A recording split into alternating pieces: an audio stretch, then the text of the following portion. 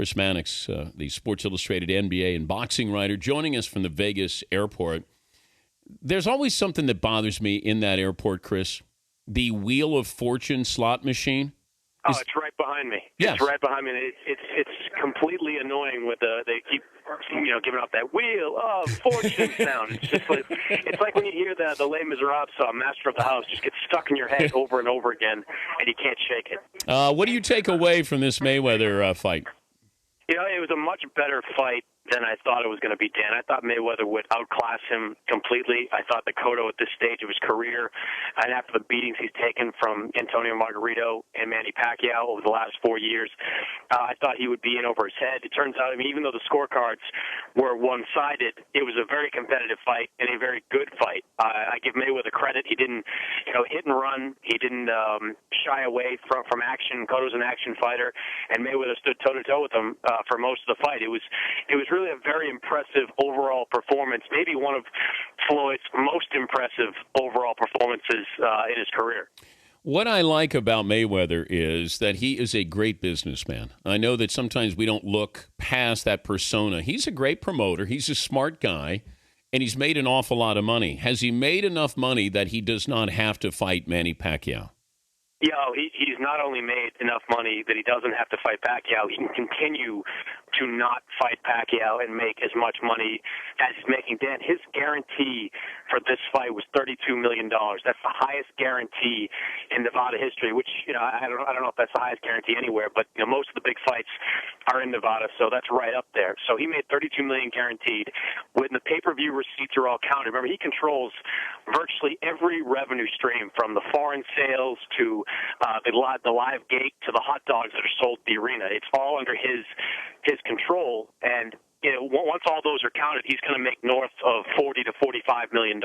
So this is all off a guy that a lot of us thought going in that he was going to dominate, and he wound up winning the fight rather comfortably. There are plenty of other options for him out there, Dan, to go with guys to fight that he can make this kind of money and not put himself at the kind of risk that comes with fighting Manny Pacquiao. This is probably, if you're talking about the biggest impediments in making a fight like this, it's the fact that Floyd makes just an ungodly amount of money fighting guys that everyone knows he can beat.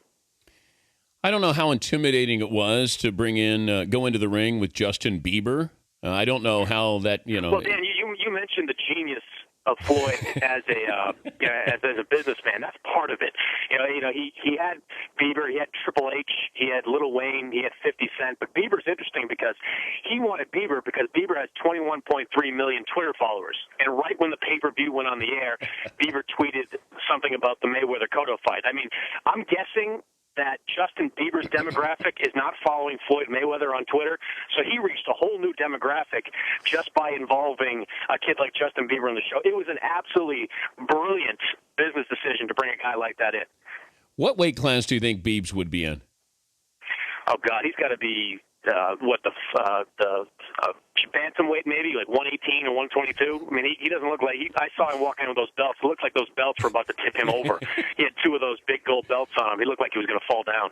He's Chris Mannix, Sports Illustrated NBA boxing writer, heading back from Vegas. What series are you going to go to? I'm not sure yet. I got to go back to New York for at least one day. But I'm looking at this Boston series if it comes back to Boston. Philadelphia, I'll be at the Sixer game if Chicago wins. But, Dan, I'm not expecting Chicago to be able to hold on and win one more game. I mean, I was saying before, I thought with Derrick Rose out of the lineup, I thought they could still beat Philadelphia because of the defense they play. But that defense is predicated almost exclusively on Joakim Noah. Now, he doesn't just rebound and block shots. He's like a Kevin Garnett type of guy with the way he's vocal on that back line. He directs everyone, and he really is the linchpin to that defense. And I was talking to a couple of trainers and medical people about that Joakim Noah injury, and that was, I don't know if you saw it, but that was as grotesque an ankle sprain as anyone has seen. I don't expect him to be back at all this series. And without your offensive fire plug and without your defensive linchpin, I just don't see them beating a Philadelphia team that really in these last two games, I've been watching them sort of mature in ways I didn't see during the regular season. They are showing a lot of confidence. Elton Brand, Jrue Holiday, all these guys have that sort of look I'm seeing in their eyes that they know they can beat Chicago, and they're feeling like they can close this out in Chicago coming up. Clippers and the Grizzlies. This is a war of attrition here. How do you see this playing out? It's a total toss-up. I mean, I was at the first two games in Memphis, and, what I take away from it is that whichever team dictates the style, then that's the team that wins. The Grizzlies want to play in the paint. They want to mix it up. They want to muck it up. They want to get into a street fight with you and hope they can wear you down in the fourth quarter, and that's when they kind of have you. The Clippers, they want to get up tempo. They want Blake Griffin and DeAndre Jordan running the floor and getting Zach Randolph and Marc Gasol in transition so they can get easy buckets. And what we've seen so far is that the team that has dictated the tempo has won the game. And even though the Grizzlies had that big lead in Game 1, they never played their brand of basketball. They were three-point shooting the entire time, and ultimately, as should be expected, they went cold. Game 2, it was a physical war underneath the rim. They win that one. Game 3, it's more of a Clipper game. I just feel like whichever team establishes their brand of basketball first is the team that's going to win. But that being said, it's a 7-game series, and the reason I favor Memphis is because they got that home court advantage on the last day of the regular season, and I was at all their games last year in the postseason against San Antonio and Oklahoma City, and they take it up to a different notch when they play at home. So I think they're going to win this series in 7. If Jeremy Lin can play in Game 5, should he play? No, I don't think so. I think even if he does play, he's not going to be anywhere close to 100%. And I understand the need for Jeremy Lin to play, especially with Baron Davis now down and the point guard position once again being in the hands of Tony Douglas. I mean, he's like the ultimate fallback guy, Tony Douglas. You can't seem to get rid of him in that lineup. But even if Jeremy Lin is medically cleared to play, I wouldn't do it. You're down 3-1. You're not going to win this series. Clearly, this guy is a big part of your future, both on the court and off the court, with the money he makes you and the revenue he brings in just being Jeremy Lin. I wouldn't risk exacerbating that injury, maybe getting another injury that might potentially hinder him or keep him out early next season. I know it's not a huge risk at this point, but it's enough of a risk when you're down 3-1 in a series that you're barely in as it is. You needed a Herculean effort from Carmelo Anthony last night just to get back into the series and prevent a sweep. I'd keep him out. I wouldn't even bother bringing him back and just hope he can be healthy and reboot this thing next season. Good sense of how the Lakers are going to fare in the postseason with what's happened in Denver, or is that not a worthy opponent to see something different?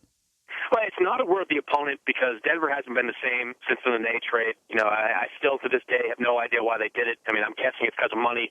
They signed Wilson Chandler shortly after, dealing Nene in this big contract. So I'm guessing that probably had a lot to do with it. But they're not an elite team, and they're not anywhere close to the level of an Oklahoma City team that's like a buzzsaw right now, waiting for the Lakers in that second round. I mean, the Lakers, to me, if they get contributions across the board, then they have as good a chance to beat anybody in the league as anyone. But if it's just the Kobe show, or if it's just Kobe and Gasol, they're going to get beat. They got great contributions last night from Jordan Hill. Ramon Sessions played well. Steve Blake made huge shots in the fourth quarter. That can't be an aberration for this Laker team. They can't just have one or two guys stepping up. They need the whole team to step up because, Dan, this team just isn't as deep and isn't as talented as they have been for the last 3 or 4 years. If they don't get those kind of top-shelf contributions from the Blakes and the Jordan Hills and the Sessions of this team, they're going to get run. And Oklahoma City, a team that's playing with incredible confidence right now, with Russell Westbrook playing pretty good, if not very good basketball